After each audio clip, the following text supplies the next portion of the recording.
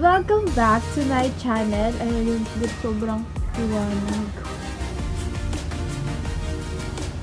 As you can see, ayan, as you can napapansin, diba yung color ng hair natin ngayon?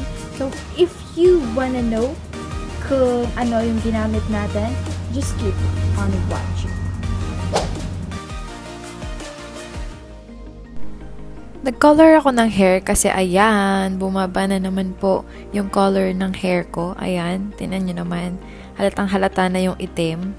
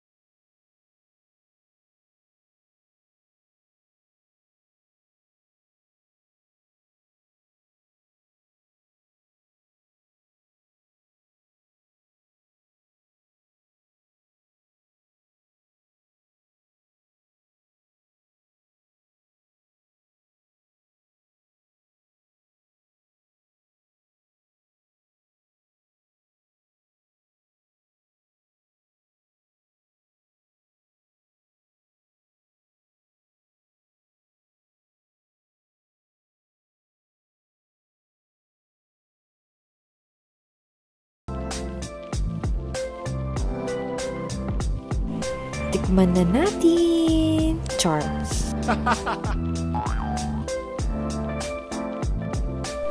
So yan, gagawa lang tayo ng DIY pantakip or ano bang tawag dyan. Basta yung nilalagay katulad ng sa salon. Yung nilalagay sa likod. Ayan, like that.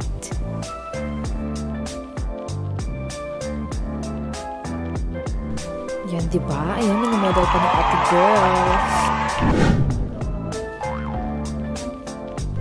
O diba, dala-dalawa pa sila. Nag-aaway pa sila niyan kung sino yung maglalagay sa akin. Paano ko yung mahulay kasi?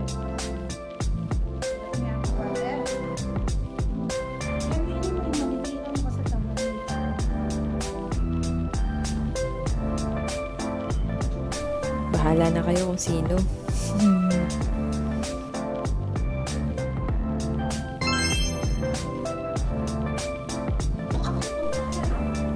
O, ayan. Siya na lang daw.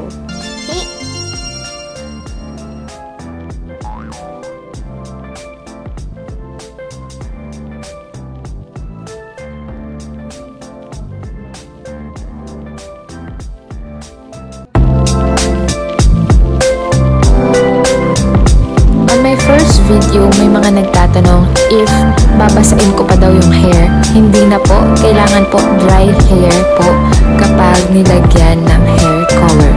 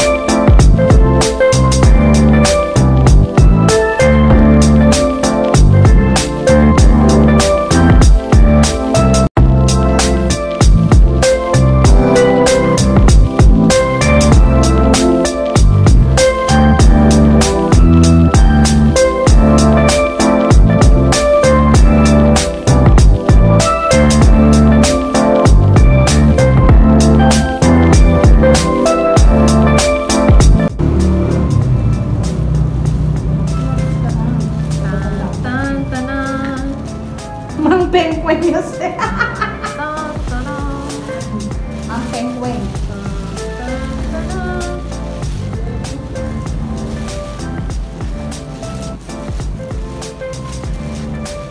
Ano lang yung bed?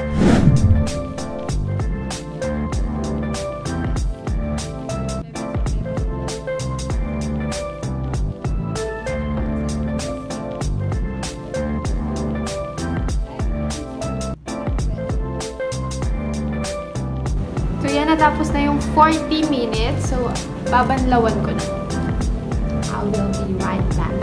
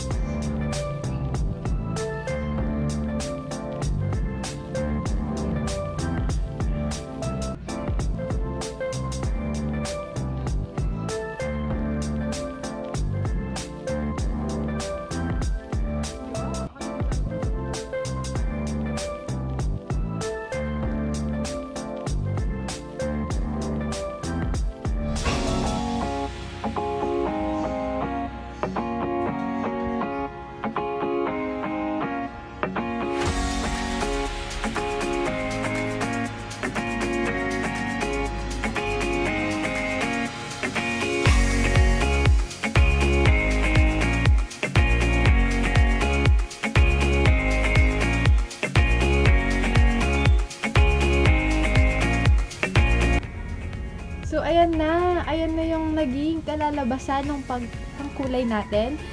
Ay! Ito siya. Ito, with the shade 10.01 silver gray. Ayan. Uy, masyado maliwanag. Kasi ayan, 10.01 at saka yung ating 12% oxidizer. Wala pa rin talagang pinagbago. Ganyan pa rin. Ayan, tinapatan ko lang ng ilaw para, ayan, alam, para malinaw yung kulay. Ayan na siya. Diba? Last na nagpa-reband ako is nung March. March ako last nagpa-reband. So, March, April, May, June, July, August, September, October, November, December. So, 9 months na nung nagpa-reband ako. Pero, ayan. Tsaka 9 months na din yung color ko. Ito siya ngayon. Diba? Liwanag na sobra. Sobrang liwanag. Ito na siya! Ilalagay ko yung link down below kung saan ko nabili. And ilalagay ko dito yung price. Kung magkano. So, kung nagustuhan nyo yung vlog natin ngayon, give this video a thumbs up and don't forget to like, share, and subscribe. Thank you po for watching. Bye-bye!